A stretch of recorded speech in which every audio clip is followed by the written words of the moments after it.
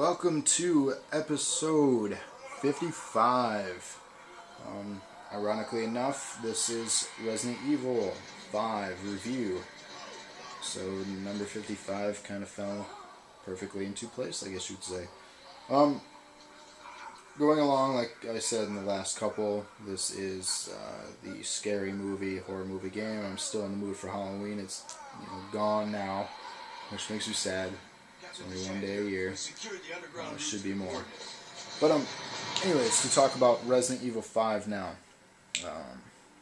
This is obviously the fifth installment besides Zero and all the other spin-offs.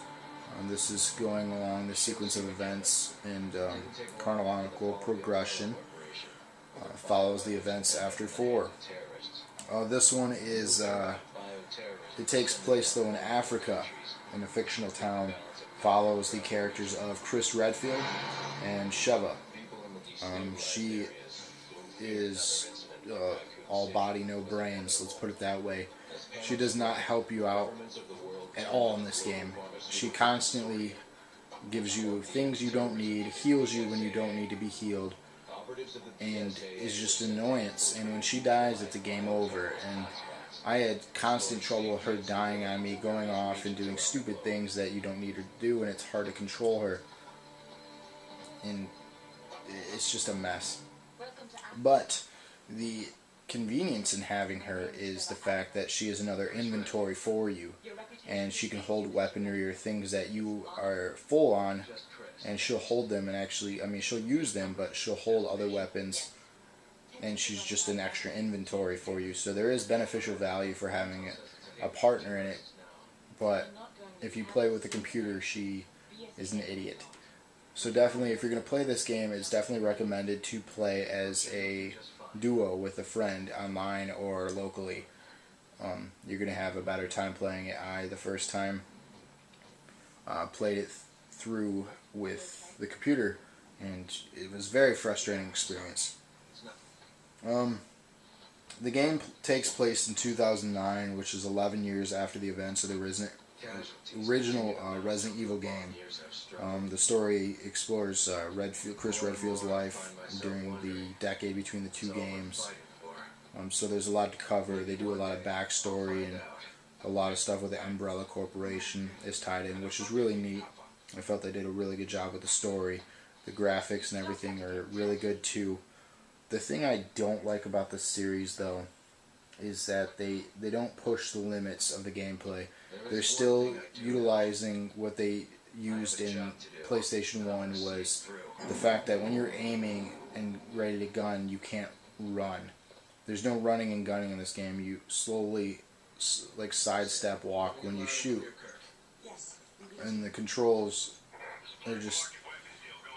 It's frustrating to do that when the zombies now are getting faster in games, especially in this one. The zombies are much faster, and you can't run and gun, and it's very difficult when you're fighting waves of them. So if they continue to progress making the zombies smarter like this, you're going to have a much more difficult time beating it. But besides all that, the game is really fun. That was my biggest complaint, was the fact that you can't run and gun. Second biggest complaint was her. The AI was really dumb, and she constantly just really didn't, as you can see there, she's just standing there like an idiot. So, but the graphics, the cutscenes, the story, all that's amazing. Definitely worth playing. They have released a Platinum Edition with all the downloadable content. So it's worth getting now if you can get your hands on it. It's less than $30.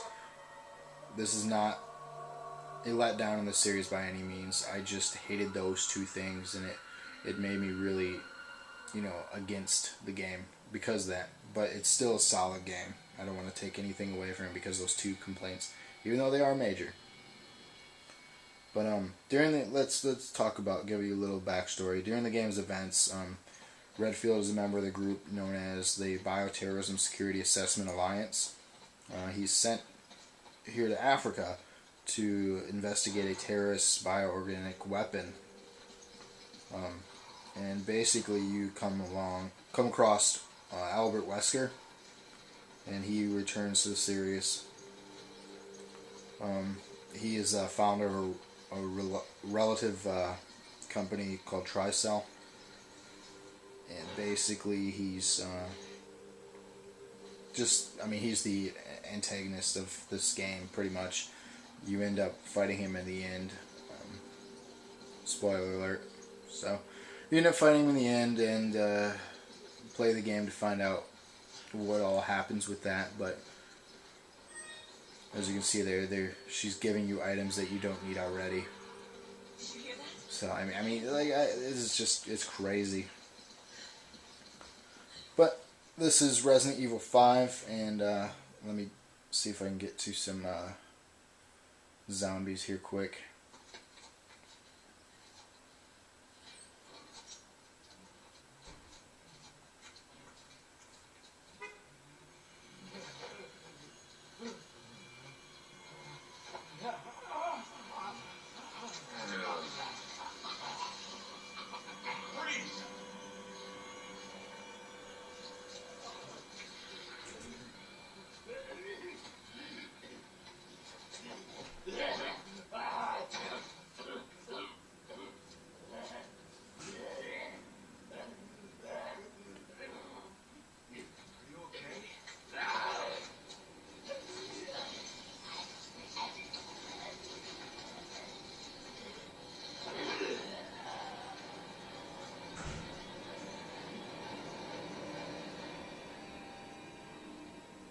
As you see here, the zombies have evolved from their previous forms. If you've seen the recent movie, you'll notice where they got the idea from.